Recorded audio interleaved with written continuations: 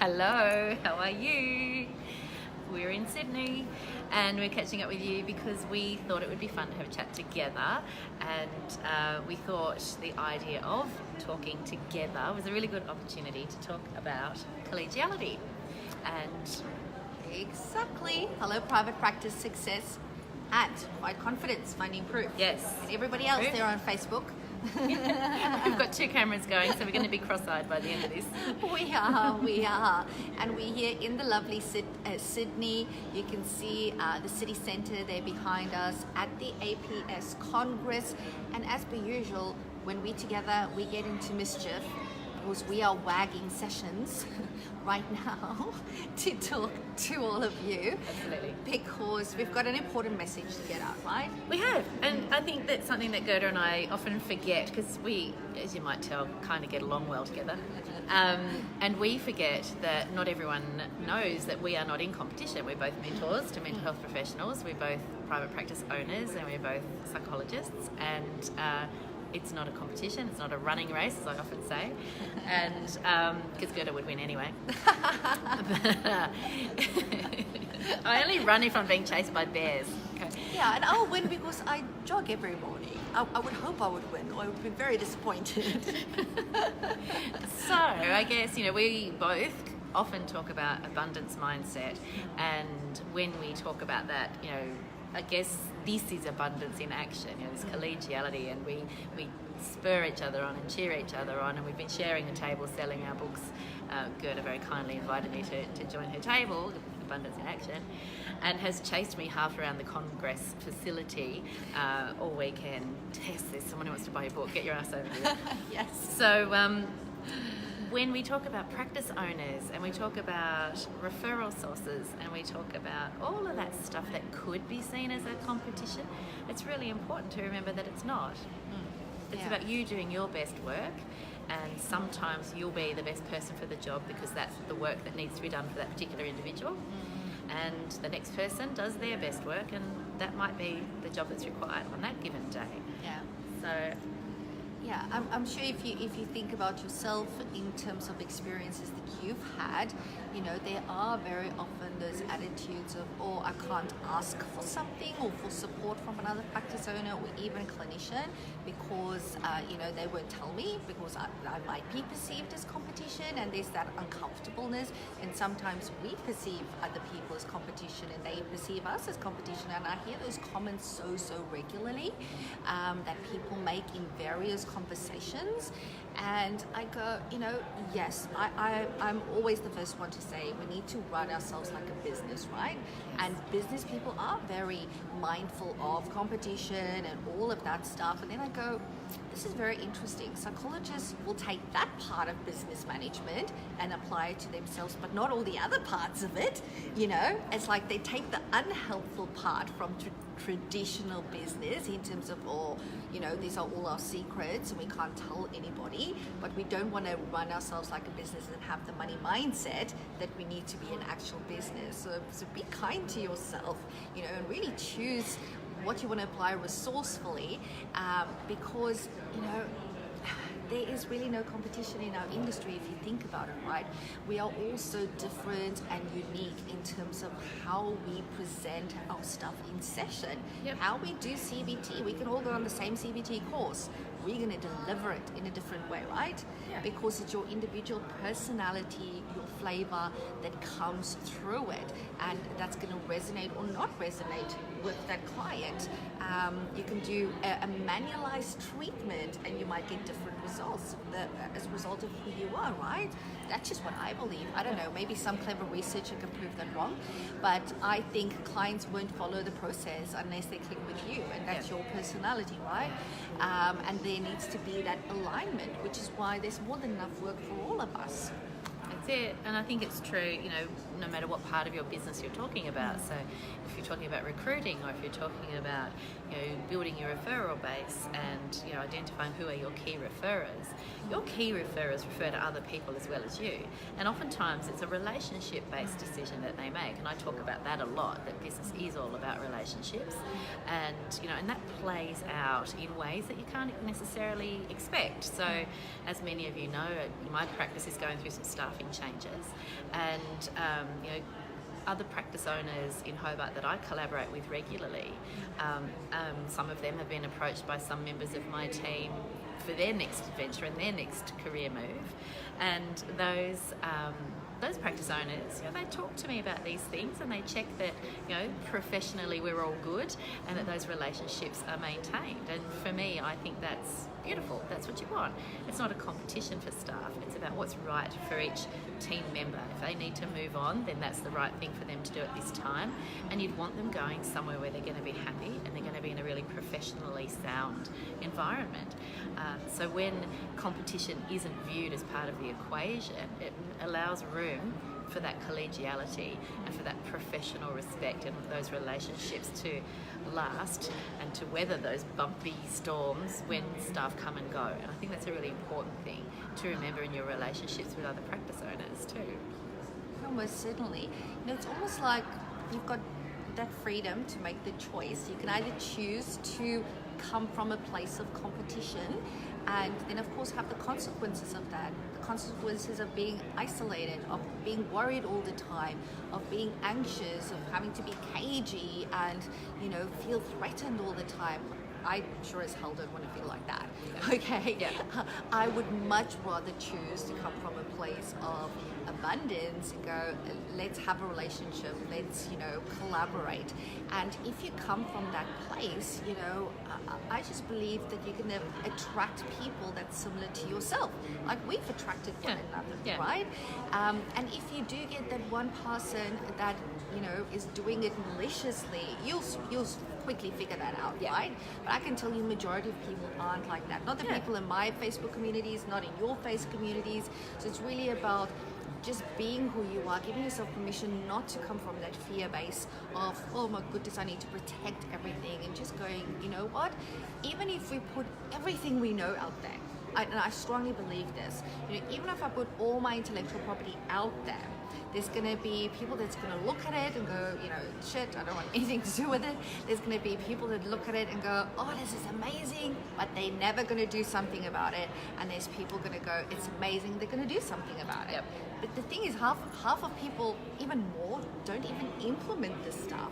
So there really is no threat because you know your stuff. You know that you will implement your strategies, your ideas, all of that type of stuff. Now, that makes me think of something that Gary Vee has said, because both of us are very avid Gary Vee followers.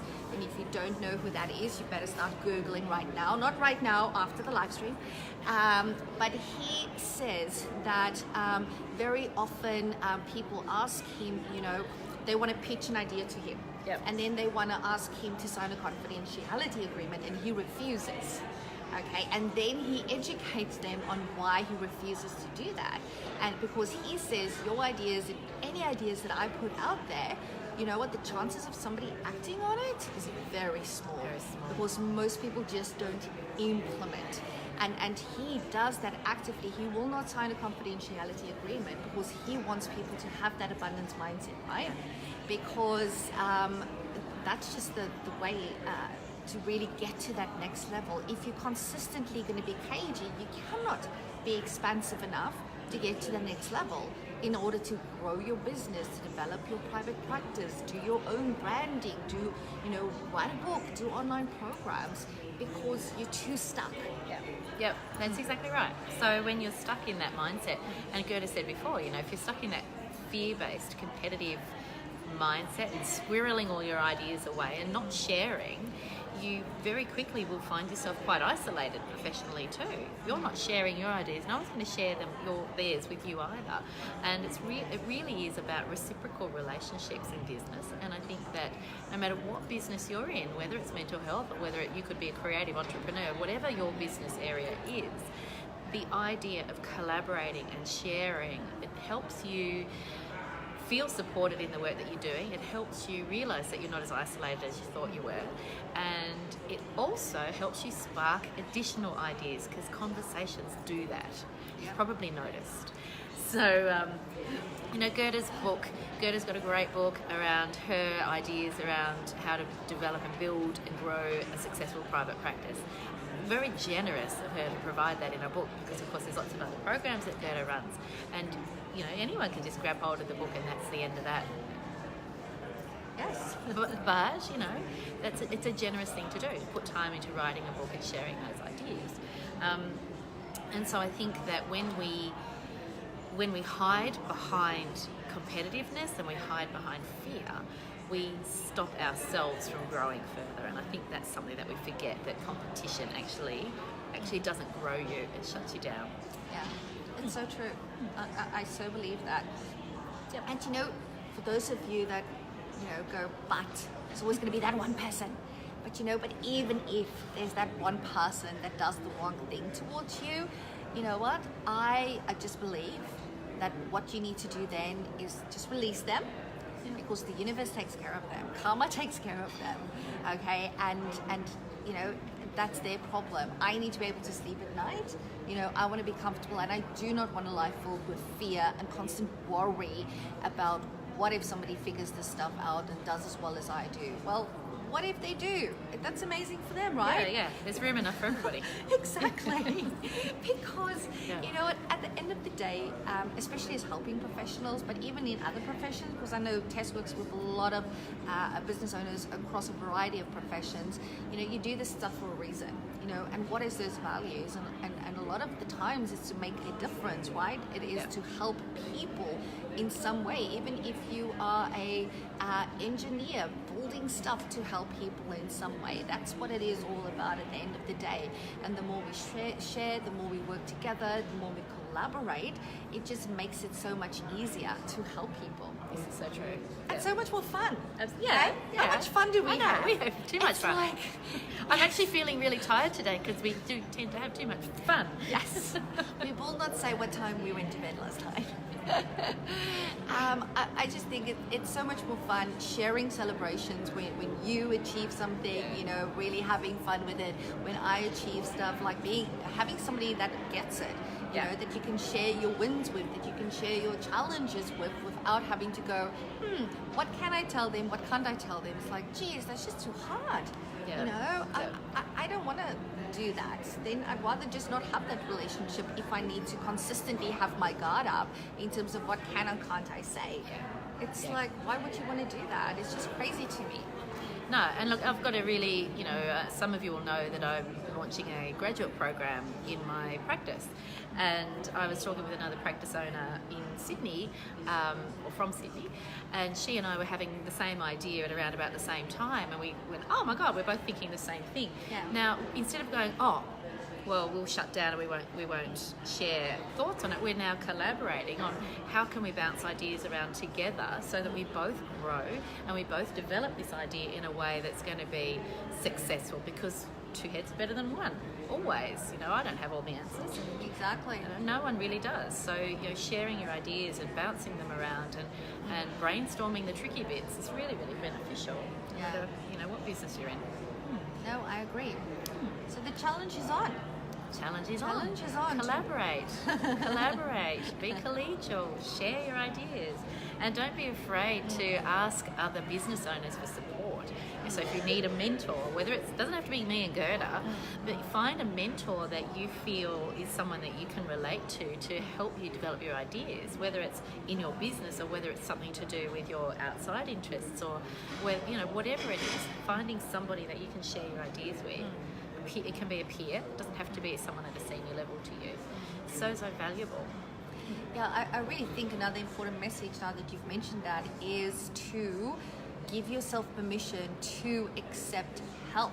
It's so often that we, especially when you're a high functioning person, when you're driven, when you have that entrepreneurial business, drive and motivation behind you, it's somehow like we've got these high standards for ourselves. Like, it's like, of course I should be able to do this by myself, right? Yeah. Maybe I've got all these qualifications, or I've been running a business already for so long. It's that expectation that, I should be coping. I should, which is not a good word. Should's a dirty word. Very dirty. I should be coping. And just to, sometimes I go, people just need to stop struggling. You know, just give yourself that permission to go, hang on, I can actually ask somebody for help. Yeah, exactly. So, hey, Kath.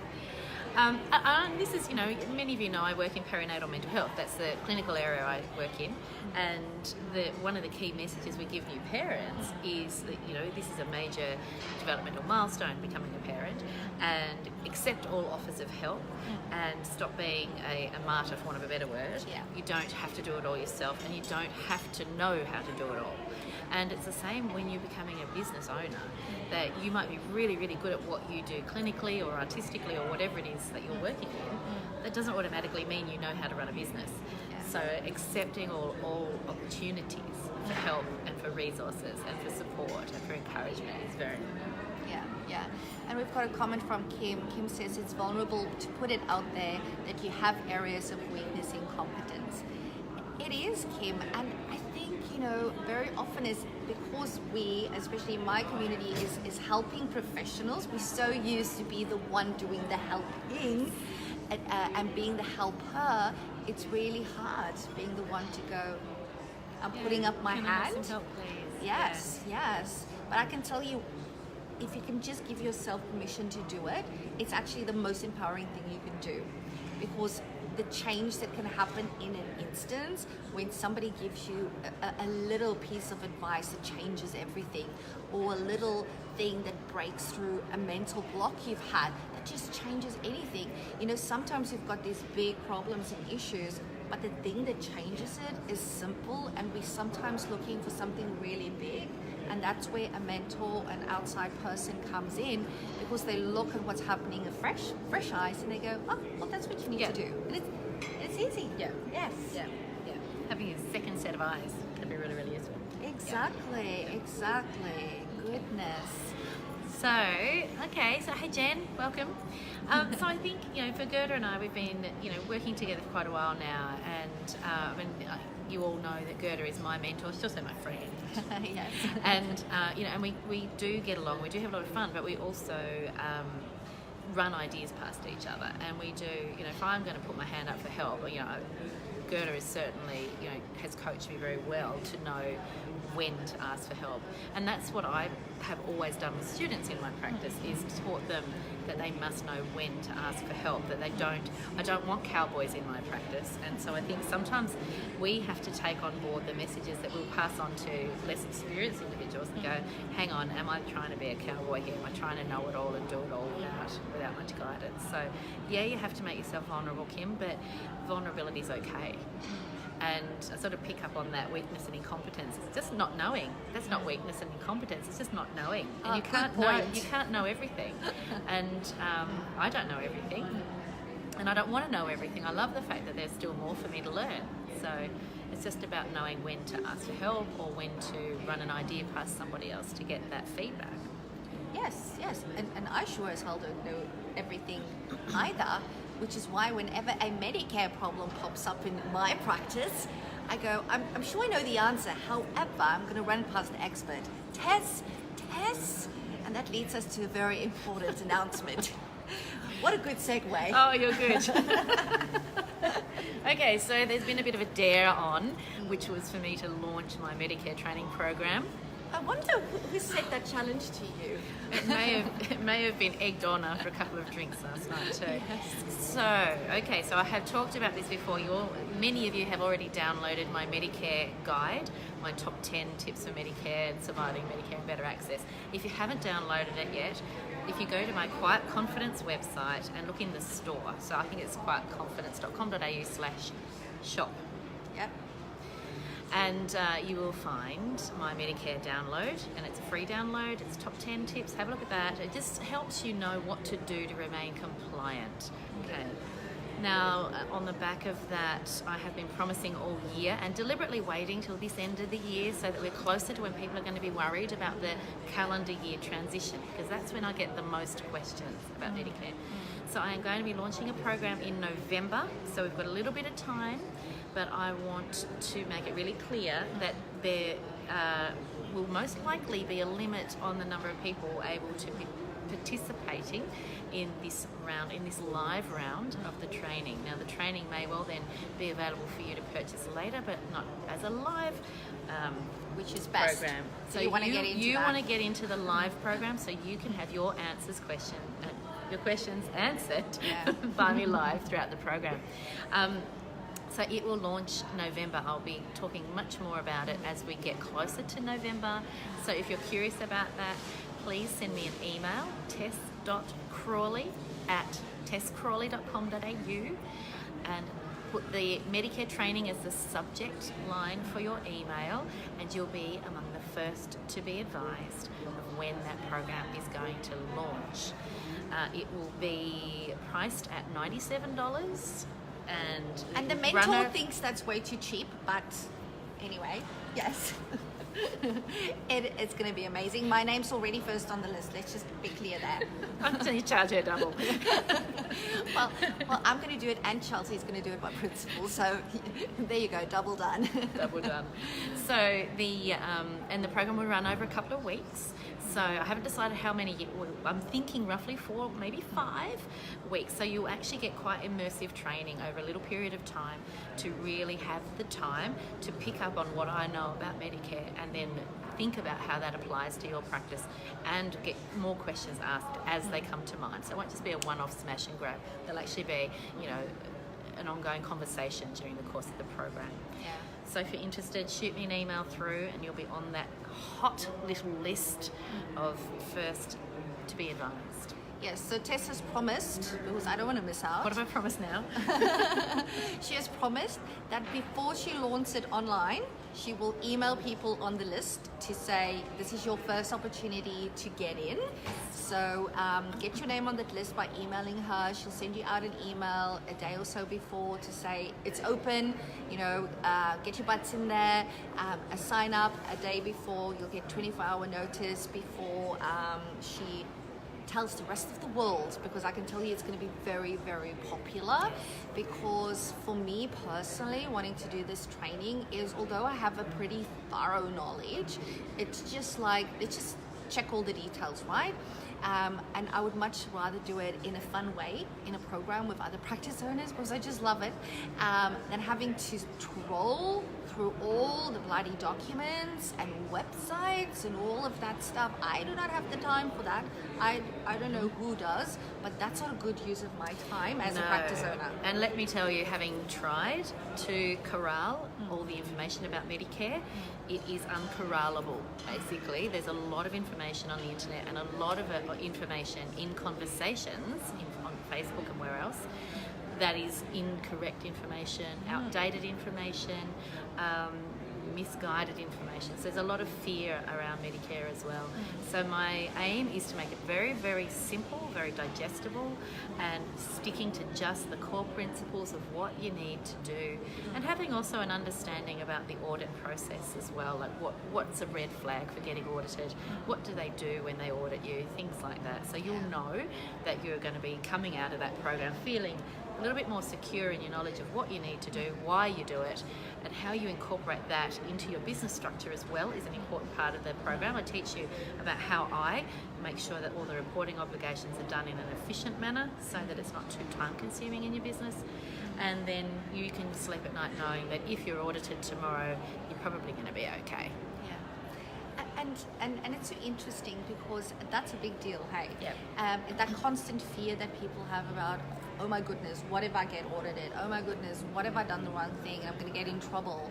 And I think a lot of what we do is about taking fear away, right? Yeah. Because it's really hard to run a business, a practice, if you're in a state of fear the whole time. And just thinking how unhealthy that is, both mentally and physically.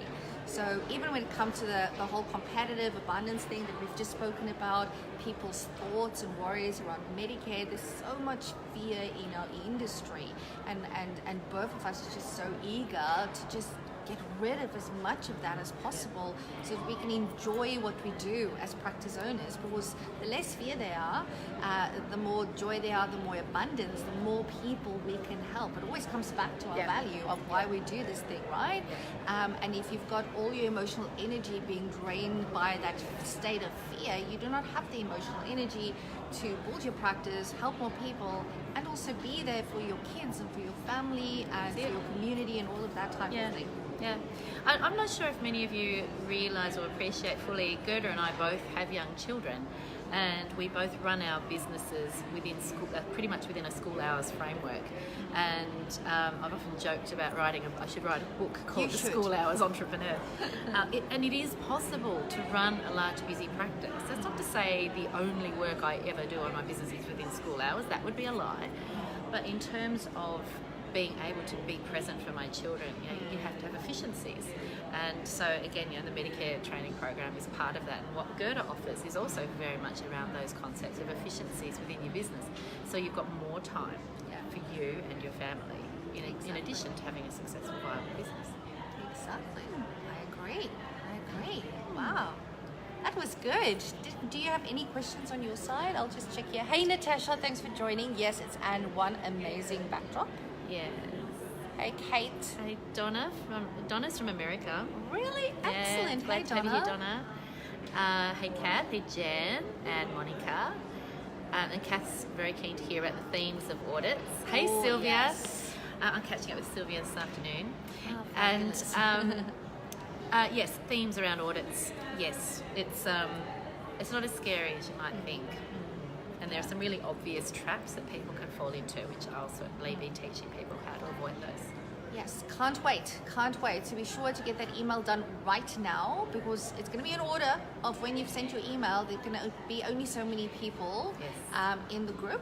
So send that through. We're going to finish off. Yes. We done talking? We're done talking. We need to get up to other mischief right now. Yes, we do. Lots of it too. Thank you very much, all of you, for joining us live this afternoon from the APS Congress here in Sydney. We've been busy beavers, and we'll no doubt talk to you again very, very soon. Most definitely. And remember, as always, all you need to do is say yes to your very own ultimate level 5 private practice. And you need to find the confidence and find the proof. Finding proof. Anyway, I'll talk to you. I'm not doing it. Did I get it wrong? You threw me. I will talk to you all very soon. Yes. Bye-bye for now. Bye.